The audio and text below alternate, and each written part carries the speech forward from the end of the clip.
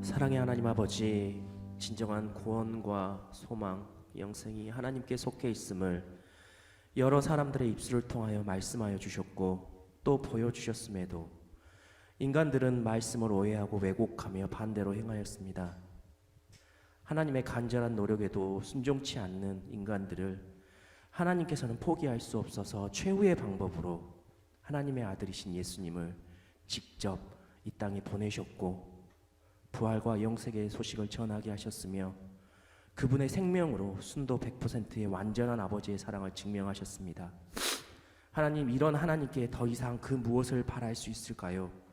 나의 전부가 너라고 말씀하시는 하나님, 널 살리려 나를 버리겠다고 말씀하시는 하나님께 그 무엇을 더 요구할 수 있을까요? 하나님, 그 사랑 날마다 곱씹고 되새기며 사랑의 사람들로 날마다 거듭나게 하여 주시옵소서. 이웃을 향한 희생과 나눔으로 그들의 몸과 마음에 하나님의 평화를 전하고 늘 자신보다 지체와 이웃을 귀하게 섬기며 그리고 살리며 살아가는 성령의 사람들 다 될 수 있도록 인도하여 주시옵소서.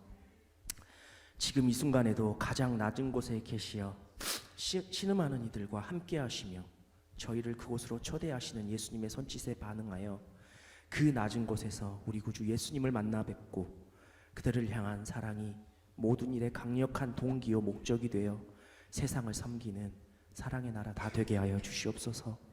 감사합니다. 참되고 선하시며 아름다우신 그 이름, 사랑의 그 이름, 예수님 이름으로 기도드립니다. 아멘.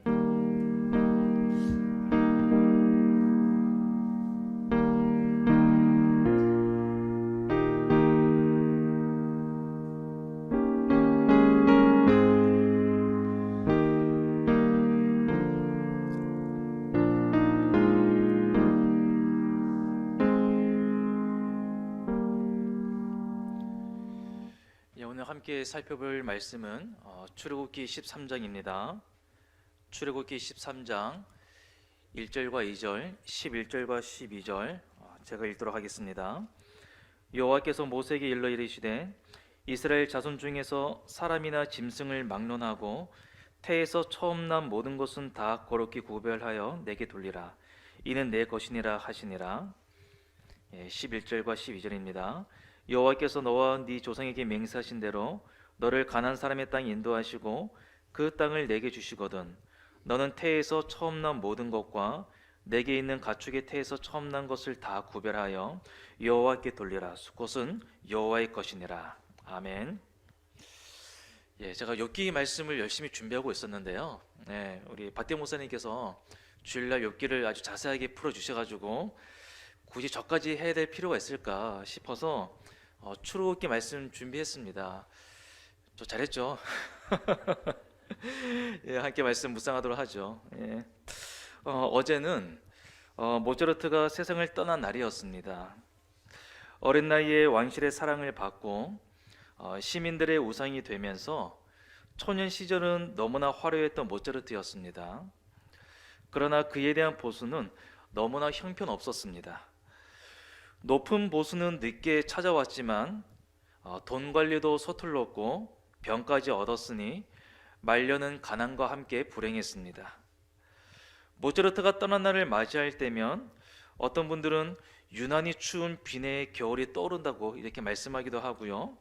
또 화려한 대리석 묘지는 갖지 못했지만 모차르트의 위대함이 그대로 담긴 낡은 악보와 현재도 수없이 재해석되는 공연과 음반들을 떠올리지 않을 수 없습니다. 그러면서 다시 한번 그의 음악을 찾아 듣게 되고 모차르트의 숨결에 한 발짝 더 다가서게 됩니다. 2023년은 20세기 오페라의 절대적 여신인 마리아 칼라스 탄생 100주년이 되는 해입니다. 워너 클래식에서는 칼라스 탄생 100주년을 기념하기 위해 131장의 CD와 3장의 블루레이, 1장의 DVD를 오리지널 커버 이미지를 반영한 슬리브와 품격 있는 박스로 내놓았습니다. 사람은 2번 죽는다는 말이 있습니다. 육체적으로 한 번 죽고 지상에서 기억하는 사람들이 완전히 사라질 때 또 한 번 죽습니다. 그런 의미에서 칼라스는 죽지 않았습니다. 그녀가 남긴 무수한 녹음이 사라지기 전까지 칼라스는 여전히 살아 있습니다. 지금 이 순간에도 어디에선가는 칼라스의 노래가 흘러나오고 있을 것입니다. 그녀의 탄생 100주년을 기념하면서 그녀가 부른 노래를 듣고 또 그녀가 참여했던 오페라의 작품을 살펴보면서 예술과 인생과 삶 너머의 무언가에 대해 탐색하는 시간을 누군가는 가지지 않을까 싶습니다. 요즘 김성수 감독의 작품 서울의 봄이 뜨겁습니다. 1979년 10월 26일 김재규 중앙정보부장과 부하 경호원들이 박정희 대통령과 차지철 대통령 경호실장 등 총 6명을 권총으로 피살한 이후 12월 12일 보안사령관 전두환이 군사반란을 일으킨 사건을 최초 영화화한 작품입니다. 79년은 제가 태어난 해이기 때문에 저에게는 실질적인 기억은 없지만 50대 이상인 분들에게 11호과 1212는 뇌리에 강하게 박혀있는 숫자일 겁니다. 영화를 감상한 젊은이들도 실존 인물에 대해 찾아보기도 하고 이후에 그들이 어떻게 되었는지를 살펴보면서 서로 이야기를 나누고 있습니다. 하나회를 전격적으로 해체시킨 김여성 대통령의 업적도 다시금 부각되고 있고 어렵게 성취했지만 여전히 미완의 과제를 안고 있는 민주주의의 가치에 대해서도 되돌아보는 계기가 되고 있다고 합니다. 개인적으로도 잊을 수 없는 날들이 있을 겁니다. 평생 기억할 수밖에 없는 날들 있지 않으십니까? 인생의 분기점으로 삼아도 될 만큼 중요한 날이 언제입니까? 첫사랑일까요? 아니면 첫 이별? 난생 처음 고향을 떠나 타지에서 맞이했던 쓸쓸한 밤? 처음 비행기를 타고 외국에 발을 디뎠던 그 설렘과 무서움이 공존했던 날, 혹은 배우자와의 첫 대면이나 청혼했던 날 등등, 이처럼 관심사를 공유하는 이들이 기억하는 날이 있고 국가가 함께 기념하는 날이 있고 개인적으로 잊을 수 없는 날들이 있습니다. 그 날은 달력에 무수히 새겨져 있는 숫자와 결코 같을 수가 없습니다. 크고 작은 의미가 그 안에 담겨 있기 때문이죠. 우리로 하여금 다시 돌아보게 하고 앞을 내다보게 하는 그 힘이 그 숫자 안에 담겨 있는 겁니다. 이스라엘 역사에서 이와 같은 중요한 날이 있다면 그것이 바로 유월절입니다. 하나님은 이 유월절이 얼마나 중요한지 유월절이 있는 달을 1년의 시작으로 첫 달로 삼으라고 제정하십니다. 이스라엘 백성들에게 유월절이 왜 이렇게 중요했던 것일까요? 400년 넘게 이집트의 지배를 받던 그들이 해방된 날을 기념하는 절기이기 때문입니다. 그래서 유월절은 이스라엘에게 생일이나 다름없습니다. 이집트에서의 해방은 이스라엘의 새로운 출발이었고 새로운 주인이신 하나님을 얻는 일이었기 때문입니다. 신약 시대를 살아가는 저와 여러분에게도 이 유월절의 의미는 상당합니다. 왜냐하면 출애굽의 유월절은 하나의 그림자이기 때문입니다. 죽음의 심판이 이집트에 임할 때 오직 이스라엘 백성만이 구원을 받았습니다. 갑자기 한밤중에 이집트 전역은 초상집이 되었지만 이스라엘에게는 가장 무서운 마지막 재앙이 넘어갔습니다. 그 이면에는 어린 양의 희생이 있었습니다. 12장 13절에 내가 피를 볼 때에 너희를 넘어가리니 재앙이 너희에게 내려 멸하지 아니하리라. 이집트 땅을 여호와께서 휩쓸며 심판하실 때 유월절 양의 피를 바른 집은 그 피가 표시가 되어 재앙을 모면했습니다. 이 넘어가다라는 동사에서 유월절 이름이 유래했죠. 이 말씀대로 어린 양의 피를 문의 좌우틀과 위쪽에 바른 집은 죽음의 심판이 넘어갔습니다. 이 사건은 하나의 그림자입니다. 우리의 진정한 어린 양이신 주님께서 십자가에 달려 피를 흘리셨는데 그 주님의 죽으심으로 그분을 믿는 자들은 죽음에서 해방되었고 그분의 희생으로 우리 모두가 심판에서 자유하게 된 것입니다. 우리는 구약에 기록된 유월절의 기원을 살펴보면서 우리를 위해 진정한 희생 제물이 되어주신 그 주님의 은혜에 감사하고 찬양하면서 이제는 나를 위한 삶이 아니라 주님을 향한 삶을 살고자 하는 결심도 하게 되는 것입니다. 이와 같이 신약의 성도들은 예수님을 믿음으로 우리의 어린 양으로 받아들입니다. 그런데요, 이 믿음으로 받아들인다라고 할 때 참 막연하다는 생각 들지 않으십니까? 도대체 어떻게 하는 것이 믿음으로 우리 그 주님을 우리의 어린 양으로 받아들이게 되는 것일까요? 오늘 이 점에 대해 함께 묵상해 보려고 합니다. 무엇보다 기억입니다. 12장 14절 보실까요? 너희는 이 날을 기념하여 여호와의 절기를 삼아 영원한 규례로 대대로 지킬지니라. 하나님은 이집트의 심판과 언약 백성의 해방을 기념하기 위한 날을 영원한 규례로 삼아 대대로 전수되어야 한다고 말씀하십니다. 12장 41절 이 밤은 그들을 애굽 땅에서 인도하여 내심으로 말미암아 여호와 앞에 지킬 것이니 이는 여호와의 밤이라 이스라엘 자손이 다 대대로 지킬 것이니라. 이스라엘 백성은 430년의 이방 땅에서의 생활을 끝내는 이 특별한 밤을 대대로 기념일로 지켜야 합니다. 요컨대 하나님은 이스라엘 백성에게 유월절을 지킴으로써 그날의 구원 역사를 기억하라고 명령하십니다. 우리 시대로 적용하자면 이런 것이 아닐까요? 정기적인 예배를 통해 주님의 구원을 기억하라. 그런데 제가 정말 함께 나누고자 하는 말씀은 그 다음에 있습니다. 우리가 반드시 기억하고 늘 새롭게 되새겨야 할 말씀이 있는데, 하나님의 구원 사건만을 기억하는 것이 아니라 우리가 누구인지를, 내가 누구에게 속한 자인지를 기억하는 겁니다. 하나님께서 종살이 하던 이스라엘을 해방시킨 후 13장 2절에서 이렇게 말씀하셨습니다. 우리 함께 읽어볼까요? 이스라엘 자손 중에서 사람이나 짐승을 막론하고 태에서 처음 난 모든 것은 다 거룩히 구별하여 내게 돌리라. 이는 내 것이니라 하시니라. 400년 넘게 종살이 하던 이스라엘이 드디어 이집트를 탈출하는데, 이때 하나님이 어떻게 선언하시죠? 처음 난 모든 것은 내게 돌리라. 이는 내 것이니라. 이스라엘은 하나님이 구원하신 당신의 소유라는 뜻입니다. 그래서 하나님은 모든 사람과 짐승을 대표하는 처음 난 모든 것을 내게 돌리라. 이는 내 것이니라. 이렇게 말씀하시면서 당신의 소유임을 선언하십니다. 11절과 12절에도 보면 가나안 땅에 들어가서도, 그 약속의 땅에 들어가서도 사람이든 짐승이든 처음 난 것을 하나님께 드리라고 명하십니다. 제가 한번 읽어보겠습니다.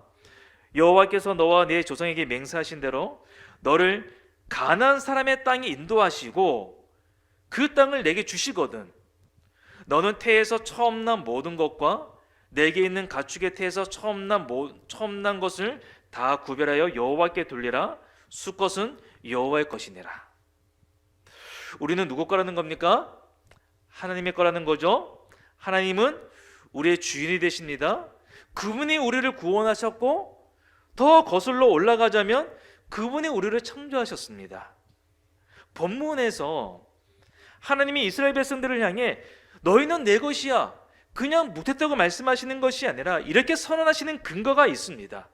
그 근거가 바로 너희로 죽을 수밖에 없는 이스라엘 백성들을 당신께서 구원하셨기 때문이죠.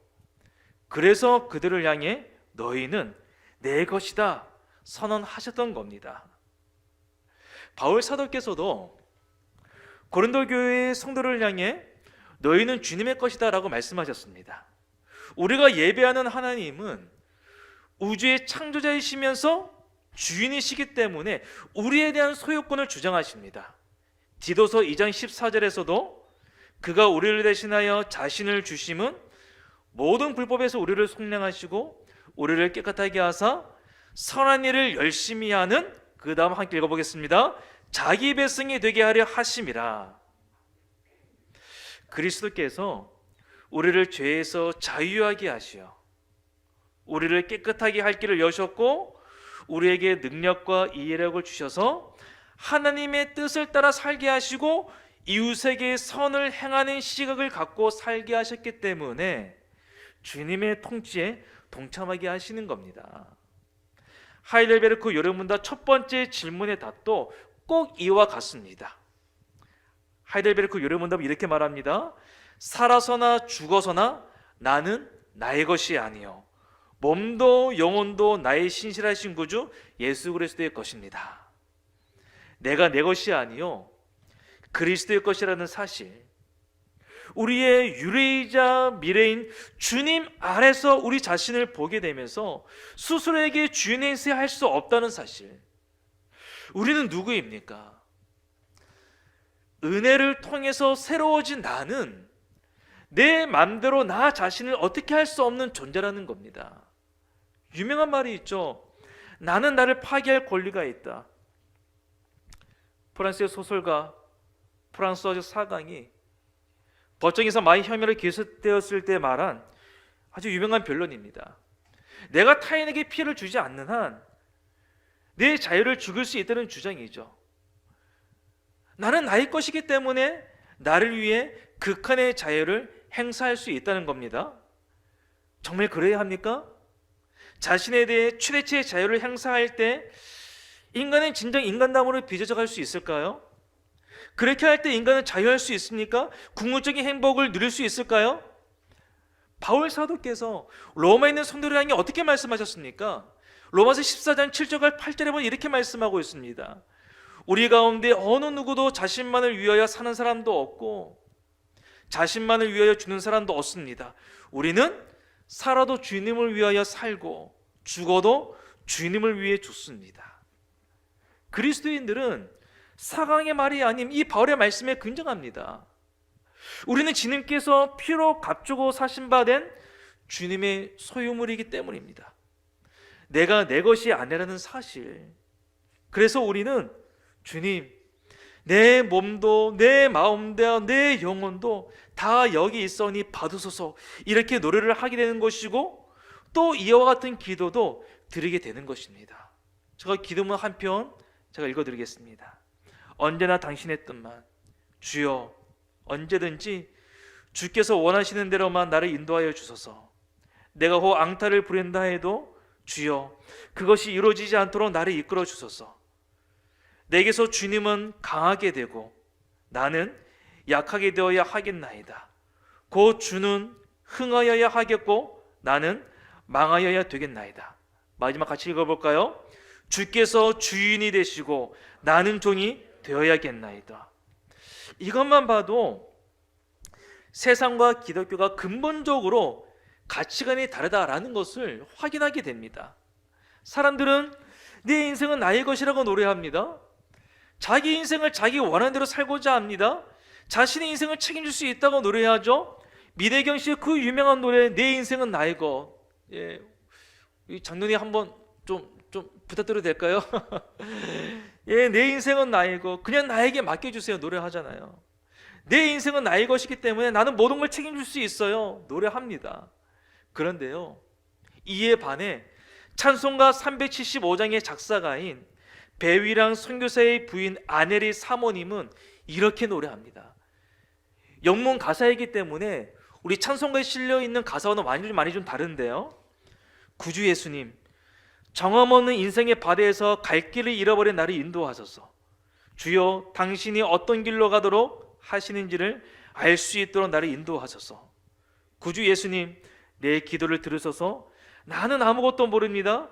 주여 당신이 무엇을 하도록 하시는지를 당신으로부터 배우도록 나를 가르치소서. 구주여 나를 도와주소서. 나는 아직 어린애 같음을 잊지 마옵소서. 연약하고 흠없이 여기서 간구하오니 주님, 나를 도와주소서. 나의 필요를 채워주소서. 주여 슬픔으로 가득 찬 내 마음을 위로하소서. 당신의 구원으로 마음의 상처를 치료해 주소서. 당신이 없다면 도와주는 이 없이 나는 헤매나이다. 나를 위로하시고 나의 의지할 곳이 되소서. 우리 인생은 우리 것이 아닙니다. 우리는 하나님께 속해 있는 그리스도의 소유입니다. 하나님이 우리를 향해 너희는 내 것이다 선포하셨으니 우리도 주님을 향해 저는 당신의 것입니다. 이렇게 고백드려야 하지 않을까요? 너희는 내 것이다. 그렇습니다. 이 사실은 변함이 없습니다. 삶이 아무리 힘들고 고달파도 심지어 죽음의 위협 속에서도 우리가 위안을 얻을 수 있는 것은 우리가 주님께 속해 있다는 이 변함없는 이 사실이 있다는 겁니다. 하나님께서 당신의 소유물인 이스라엘을 어떻게 대하셨습니까? 불임과 죽음의 땅에서 구름기둥과 불기둥으로 인도하시지 않았습니까? 아무것도 만들어낼 수 없는 그 광야에서 먹을 것과 마실 것을 챙겨주시고 적군의 위협으로부터도 지켜주시지 않았습니까? 이방 나라와 구별된 그 거룩한 나라로 삼으시라고 그 당신의 율법을 모세를 통해 전해주지 않았습니까? 성도 여러분, 주님이 우리를 구원하셨으니 우리도 주님의 것입니다. 주께서 우리에게도 세상 끝날까지 함께 하시다고 약속하십니다. 그래서 무엇을 먹고 마실까 염려하지 말고 그의 나라와 그의 의를 구하라고 하십니다. 주님은 그래서 당신의 소유물인 교회를 향해 새 계명을 주셨습니다. 서로 사랑하라. 내가 너희를 사랑한 것 같이 너희도 서로 사랑하라. 우리가 만약 주님의 사랑을 기억하면서 서로 사랑을 실천할 때 모든 사람이 우리가 그분의 소유된 백성임을 알게 되지 않을까요? 이런 말이 있습니다. 교리와 삶은 하나입니다. 정말 맞는 말이죠. 교리 따로 삶 따로가 아니죠. 교리와 삶은 동전의 앞면입니다. 이것을 빗대서 제가 말씀을 드리자면 소유됨과 소유됨의 증명 역시 하나이지 않을까요? 오늘날 교회와 그리스도인들이 하나님의 그 소유됨을 멋지게 그려내는 화가들이 되었으면 좋겠습니다. 하나님의 소유됨을 능숙하게 표현하는 배우들, 그분의 소유됨을 삶의 문맥이 담긴 문장으로 꾹꾹 눌러 기록하는 작가들, 주님의 소유됨을 아름답게 연주하는 음악가들, 그래서 멋진 하모니를 이루는 제사장 같은 소그룹 신략 단체나 거룩한 오케스트라 공동체가 되었으면 좋겠습니다. 어디에서요? 우리가 어디에서 그림을 그려야 될까요? 우리가 어디에 가서 연기를 해야 될까요? 우리가 어디에서 삶의 문맥이 담긴 그 문장을 쓰고 우리가 멋지게 공연해야 할까요? 교회 공동체와 가정에서, 그리고 직장과 지역 사회에서입니다. 당신의 소유물로 선언하신 이스라엘을 우리 주님이 제사장 나라가 되며 거룩한 백성이 되게 하셨습니다. 출애굽기 19장에 보십시오. 이렇게 말씀합니다. 세계가 다 내게 속하였느니 너희가 내 말을 잘 듣고 내 언약을 지키면 너희는 모든 민족 중에서 내 소유가 되겠고 너희가 내게 대하여 제사장 나라가 되며 거룩한 백성이 되리라. 무슨 말인가요? 출애굽 사건은 이스라엘만을 위한 사건이 아니라는 겁니다. 왜 하나님이 이스라엘 백성들을 출애굽시켰습니까? 이스라엘 백성들만 잘 먹고 잘 살게 해주시려고요? 그들만 구원해 주시기 위해서? 아니죠. 그들을 통해 천하 만민에게 복을 주시려고 부르신 겁니다. 그래서 이스라엘이 제사장 나라가 되는 겁니다. 제사장 나라로서 모든 삶의 분야에서 이방 민족들과 달라야 하는 겁니다. 제사장의 기본 직무가 무엇입니까? 하나님과 백성 사이에서 백성을 중재하는 것이죠. 왜 중재합니까? 그들을 하나님께 이끌어들여서 제사 드리기 위해 하는 겁니다. 즉 이스라엘 백성의 사명은요, 제사장 나라로서 온 민족을 하나님께 중재하는 겁니다. 땅의 모든 족속이 아브라함으로 말미암아 복을 얻게 하는 겁니다. 따라서 이스라엘은 하나님의 소유물로서 언약 중수의 의무를 지니는 겁니다. 그래서 제가 아까 전에 말씀드렸죠. 교류와 삶은 하나라고. 그러면서 뭐라고 말씀드렸죠? 소유됨과 소유됨의 증명 역시 하나라고 말씀을 드렸습니다. 왕 같은 제사장인 우리의 존재 이유와 존재 방식 역시 이와 같다라는 겁니다. 너희는 내 것이다. 이 하나님의 선에 대해 우리는 입술로만 예 주님, 제 인생은 주님의 것입니다. 당신께 다 맡길게요. 제 모든 걸 책임지시는 분임을 제가 믿습니다. 이렇게 이빠른 서비스만 해야 되지 않아야 할 그 이유가 바로 여기에 있는 것이죠. 왜 하나님은 지상에 특별한 나라를 두려고 하셨을까요? 왜요? 하나님의 생활 방식을 보여주시기 위해서, 그분의 말씀을 가르치시기 위해서, 그래서 세상을 위한 구원의 대리인이 되게 하시기 위해 이 지상에 특별한 나라를 두셨던 겁니다. 베드로 사도께서도 너희는 택하신 족속이요 왕같은 제사장들이요 거룩한 나라요 그의 소유가 된 백성이니 이는 너희를 어두운 데서 불러내어 그의 기이한 빛에 들어가게 하신 이에 아름다운 덕을 선포하게 하려 하심이라, 이렇게 말씀하셨습니다. 주님의 소유된 백성 우리 모두가 제사장입니다. 제사장이 하나님과 죄악된 인간 사이에서 중재자 역할을 했던 것처럼 이제 우리도 세상으로 하여금 하나님을 알게 하고 또 다른 사람들을 그분 앞으로 인도할 책임이 있다라는 이 사실을 잊지 않아야겠습니다. 이스라엘은 제사장 역할을 하도록 그분의 소유가 되었습니다. 새 언약 백성인 우리도 율법의 뜻인 하나님 사랑과 이웃 사랑을 통해 창조주 하나님을 세상에 드러내야 합니다. 이것이 우리를 향해 너희는 내 것이다 라고 선언하신 하나님의 의미이지 않을까, 그런 생각을 좀 가져보았습니다. 그러므로 성도 여러분, 우리가 누구에게 속한 자인지를 기억하십시다. 하나님께서 우리를 창조하셨습니다. 주님이 우리를 구원하셨습니다. 우리의 몸도 영혼도 주님의 것이오니 이렇게 기도드리면 어떨까요? 창조주 하나님을 믿는 믿음을 주옵소서. 구원자 하나님을 기억하게 하옵소서. 인도자 하나님을 신뢰하게 하시며 당신의 소유된 백성답게 살게 하여 주시옵소서. 그분 뜻에 순종함으로써 온 세상을 창조하시고 다스리시는 하나님의 속성을 드러내는 주님의 소유물들이 되십시다. 세상을 사랑해서 도승자를 보내신 하나님의 영광을 만방이 보게 함으로써 사랑의 관계로 돌아오도록 초청하는 복의 통로가 되십시다. 세상 모든 민족이 구원을 얻기까지 쉬지 않으시는 하나님의 선교에 동참하여 하나님을 하나님 되시게 하는 거룩한 백성들이 되십시다. 온 열방이 그분을 아는 지식으로 충만해지기를 욕망하는 여호와의 소유물들로 삼아주시기를 우리 모두 함께 간절히 바라십시다. 하나님 감사합니다. 이 시간 아버지 저희들이 기도드린 이 기도의 소리에 아버지 주님 귀를 기울여주시고 주님의 진실과 이로 응답하여 주시옵소서. 이 땅에 있는 모든 그리스도인들이, 모든 교회들이 나의 것이 아니라 주님의 것임을 고백하게 하여 주시옵고, 나를 주장하는 것이 아니라 하나님을 앞서게 하여 주시옵고, 나를 드러내는 것이 아니라 나의 주인 되신 하나님을 드러내는 인생들이 되게 하여 주시옵소서. 예수님의 이름으로 기도드립니다. 주기도문으로 3일반 예배 마치겠습니다. 하늘에 계신 우리 아버지여, 이름이 거룩히 여김을 받으시오며 나라가 임하시오며 뜻이 하늘에서 이루어진 것 같이 땅에서도 이루어지이다. 오늘 우리에게 일용할 양식을 주시옵고, 우리가 우리에게 죄 지은 자를 사하여 준 것 같이 우리 죄를 사하여 주시옵고, 우리를 시험에 들게 하지 마시옵고 다만 악에서 구하옵소서.